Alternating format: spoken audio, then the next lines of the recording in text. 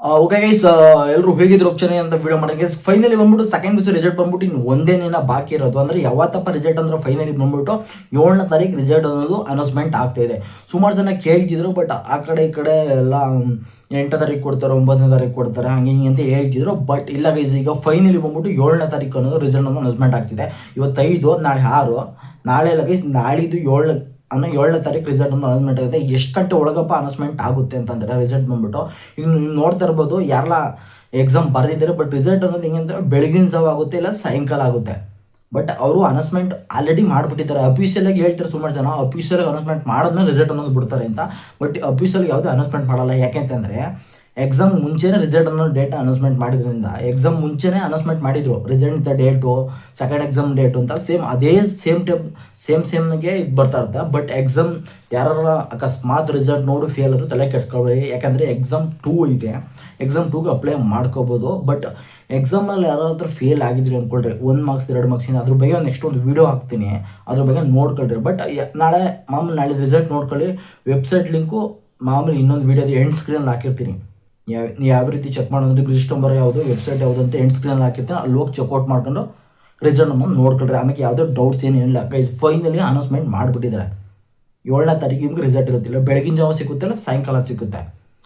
Times ನೋಡಿದ್ರೆ 10 ಗಂಟೆ ಮೇಲೆ ಗೈಸ್, 12 ಗಂಟೆ ಮ್ಯಾಕ್ಸಿಮಮ್, 12 ಗಂಟೆ 12:30 ರಿಸಲ್ಟ್ ಅನ್ನೋದು ಬಿಡ್ತಾರೆ. ಇನ್ನು ಸಾಯಂಕಾಲದದ್ದು ಬಂದ್ಬಿಟ್ಟು ಸಾಯಂಕಾಲ ಒಂದು 4:30, 5 ಗಂಟೆ 5:30 ಮೇಲೆ ರಿಸಲ್ಟ್ ಅನ್ನೋದು ಅನೌನ್ಸ್ಮೆಂಟ್ ಆಗುತ್ತೆ. ಪ್ರತಿ ವರ್ಷ ಇದೇ ರೀತಿ ಅನೌನ್ಸ್ಮೆಂಟ್ ಆಗುತ್ತೆ. ಕರೆಂಟ್ ವೆಬ್ಸೈಟಲ್ಲಿ ಹೋಗಿ ನೋಡ್ಕೊಳ್ರಿ, ರಿಸಲ್ಟ್ ಅನ್ನೋದು ಬಿಟ್ಕೊಡ್ರಿ. ಬಟ್ ಅಕಸ್ಮಾತ್ ಯಾರು 1 ಸಬ್ಜೆಕ್ಟ್ 2 ಸಬ್ಜೆಕ್ಟ್ 3 ಸಬ್ಜೆಕ್ಟ್ ಫೇಲ್ ಆದರೂ ತಲೆ ಕೆಡ್ಸ್ಕೊಂಗಿಲ್ಲ. ಎಕ್ಸಾಮ್ 2ಗೆ ಅಪ್ಲೈ ಮಾಡ್ಬೋದು. ಈ ವರ್ಷದಲ್ಲಿ ಎಕ್ಸಾಮ್ 2 ಐತೆ, ಎಕ್ಸಾಮ್ 3ನೂ ಐತೆ. ಅಕಸ್ಮಾತ್ ನೀವು ಅಕಸ್ಮಾತ್ ಫೇಲ್ ಆದರೂ ಎಕ್ಸಾಮ್ 3ಗೆ ಅಪ್ಲೈ ಮಾಡಿ, ಎಕ್ಸಾಮ್ 2ಗೆ ಅಪ್ಲೈ ಮಾಡೋದು, ಎಕ್ಸಾಮ್ 3ಗೆ ಅಪ್ಲೈ ಮಾಡ್ಬೋದು. ಆಮೇಲೆ ಸುಮಾರು ಜನ ಕೇಳ್ತಾರೆ ಹೆಂಗೆ ನಮ್ಮ ಪ್ರೈವೇಟ್ ಸ್ಟೂಡೆಂಟ್ ಬರೋ ಕಟ್ಬೋದು. ನಾನು ಎಕ್ಸಾಮ್ ಒಂದು ಅಪ್ಲೈ ಮಾಡಲಿಲ್ಲ, ಎಕ್ಸಾಮ್ 2 ಅಪ್ಲೈ ಮಾಡ್ಬೋದ ಗೈಸು. ರಿಸಲ್ಟ್ ಬಂದು 7ನೇ ತಾರೀಕು 8ನೇ ತಾರೀಕಿಂದ ಸ್ಟಾರ್ಟ್ ಆಗುತ್ತೆ. ಕಟ್ಟಿಸ್ಕೊಳ್ಳೋಕೆ 8ನೇ ತಾರೀಕಿಂದ ಸ್ಟಾರ್ಟ್ ಮಾಡ್ತಾರೆ. ತಲೆ ಕೆಡ್ಸ್ಕೊಕ್ಕೆ ಹೋಗ್ಬೇಡಿ. ಯಾರೆಲ್ಲ ಸೆಕೆಂಡ್ ಪಿ ಸಿ ಅವರು ಇನ್ನೂ ರಿಸಲ್ಟ್ಗೋಸ್ಕರ ವೆಯ್ಟ್ ಮಾಡ್ತಾ ಇದ್ರೆ, ಬಟ್ ಅಂಥವ್ರಿಗೆಲ್ಲ 7ನೇ ತಾರೀಕು ಪಕ್ಕಾ ರಿಸಲ್ಟ್ ಗೈಸ್, 100% 7ನೇ ತಾರೀಕು ರಿಸಲ್ಟ್ ಅನ್ನೋದು ಅನೌನ್ಸ್ಮೆಂಟ್ ಆಗುತ್ತೆ.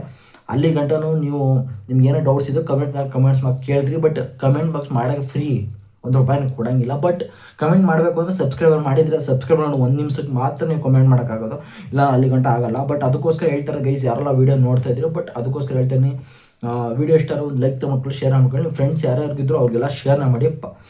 ನಾಳಿದ್ದು 7ನೇ ತಾರೀಕು ರಿಸಲ್ಟ್ ಅನೌನ್ಸ್ ಮಾಡಿದೆ. ಸೆಕೆಂಡ್ ಪಿ ಯು ಸಿದು, ಫಸ್ಟ್ ಪಿ ಯು ಸಿದು ಆಲ್ರೆಡಿ ರಿಸಲ್ಟ್ ಬಂದಿದೆ, ನಿಮ್ಗೆ ಆಲ್ಮೋಸ್ಟ್ ಗೊತ್ತಿರುತ್ತೆ. ಫಸ್ಟ್ ಪಿ ಯು ಸಿದಲ್ಲೂ ರಿಸಲ್ಟ್ ಆಲ್ರೆಡಿ ಔಟ್ ಆಗಿದೆ. But second P U C result ಬಂದ್ಬಿಟ್ಟು ನಾಳಿದ್ದು 7ನೇ ತಾರೀಕು ಬರ್ತಾ ಇದೆ. ಇವತ್ತು 5ನೇ ತಾರೀಕು, ನಾಳಿದ್ದು 7ನೇ ತಾರೀಕು ರಿಸಲ್ಟ್ ಅನೌನ್ಸ್ ಮಾಡಿದೆ ಅಂತ ವಿಡಿಯೋ ಮುಗಿಸಿ ಟ್ಯಾಕ್ಸ್ ಮಾಡೋದು. ಸಿ ಯು ಅಂತ ಹೇಳ್ತಿ ವಿಡಿಯೋ ಮುಗಿಸ್ತೀವಿ. ಒಂದೇ ಮಾತಾಡಬೇಕು. ಸಿ ಯು ವಿಡಿಯೋ ಮುಗಿಸ್ತಾರೆ. Thank you.